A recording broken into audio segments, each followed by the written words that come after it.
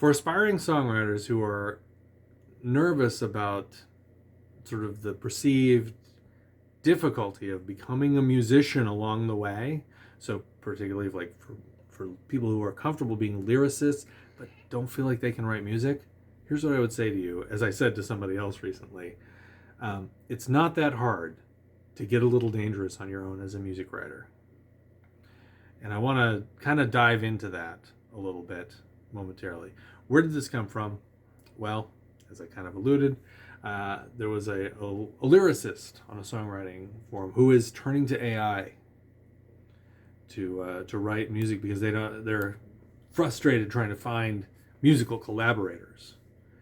And so they posted their perspective, and then I responded. And rather than contextualize, let me just tell you what they said and what I said, and then I'm going to move on to this idea of getting dangerous.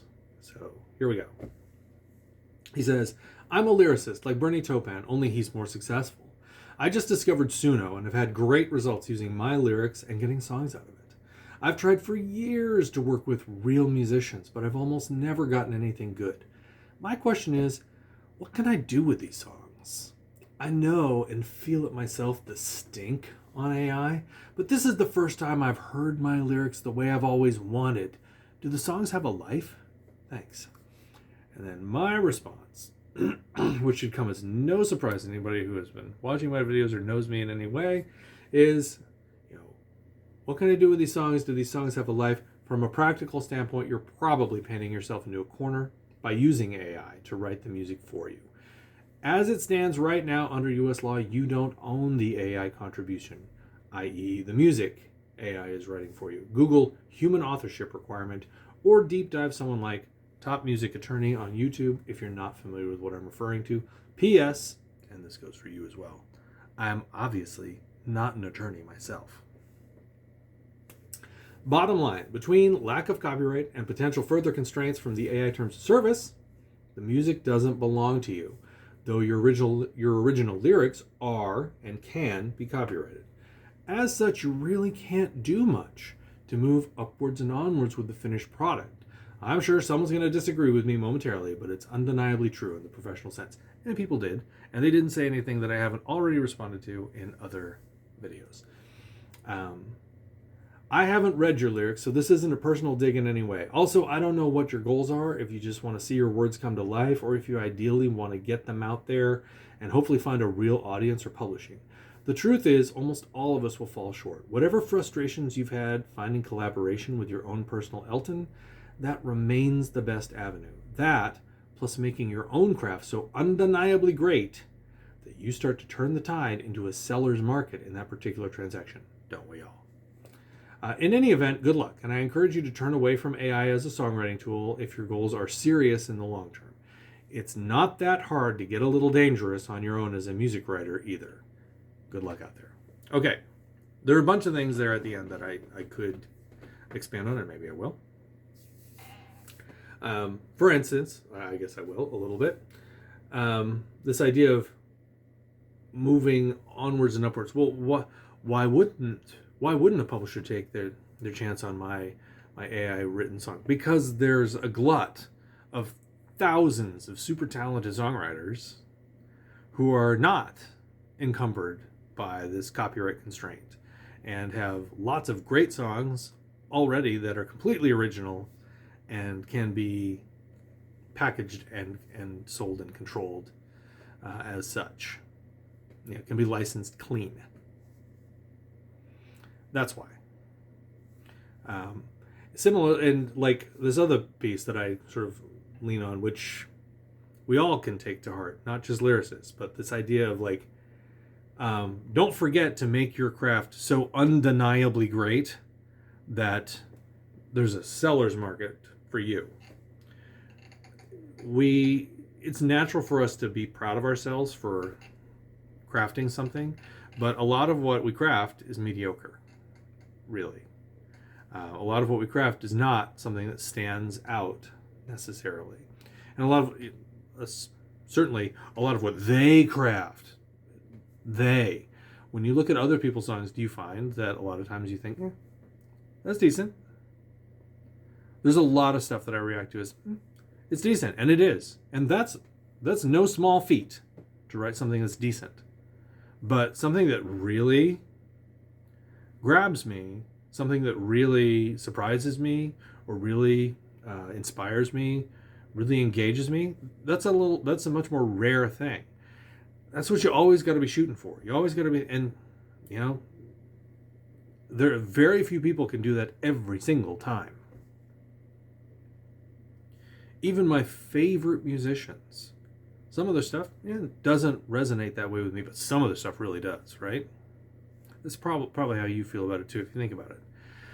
You got to be always pursuing that top shelf song. Like, you got to be pushing yourself towards undeniable greatness, and not just like, hey, my lyrics are decent.